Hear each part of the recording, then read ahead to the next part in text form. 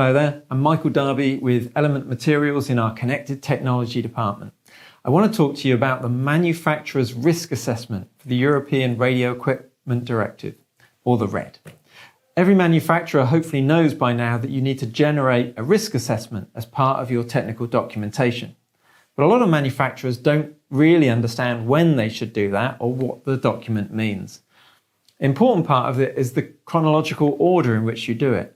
A lot of manufacturers would develop a product, get the product tested, go to sign their DOC and then go, oh, actually, I've just realized I need a risk assessment. So they'll get a piece of paper and go, how do I write this?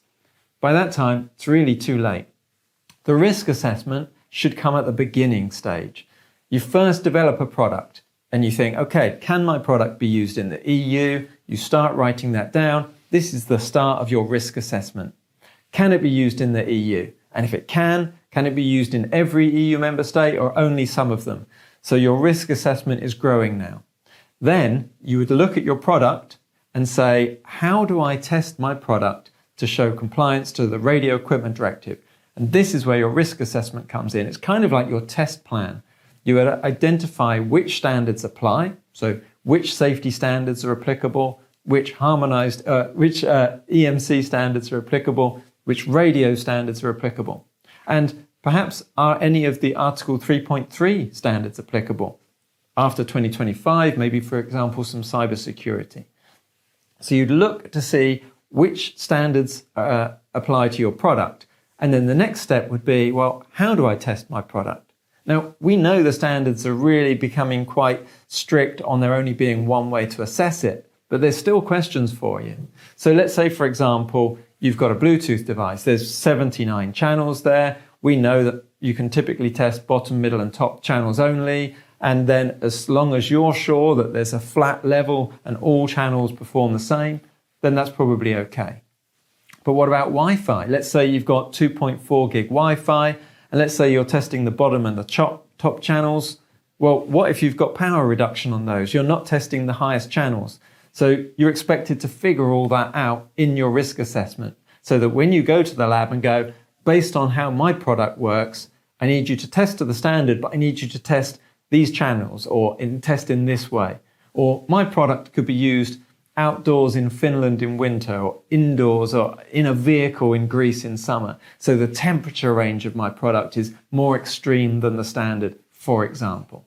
So it would end up being a test plan, which is your risk assessment, that you then go to the lab and say, please do these tests. The test results give you information. You might check back with your risk assessment and say, based on these results, am I happy? And if the risk assessment says, I can see everything passes, they pass by a good margin, you look at your own quality, your own manufacturing tolerances. If you pass by a small margin and your manufacturing variation isn't great, maybe you decide some modifications to your product, maybe you decide some more testing.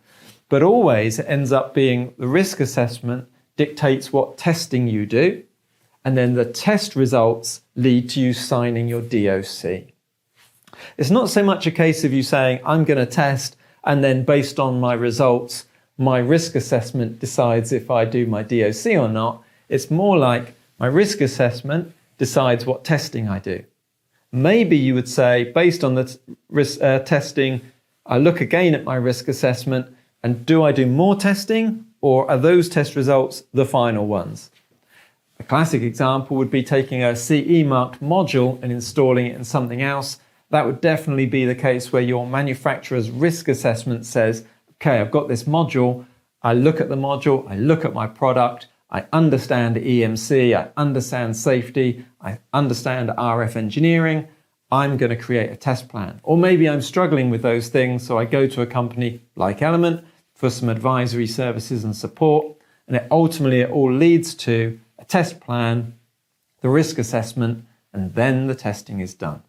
So hopefully that makes some sense. I'm trying to help you understand the EU risk assessment. It comes in the early stages of the manufacturer's process such that the end results should show compliance with the RED.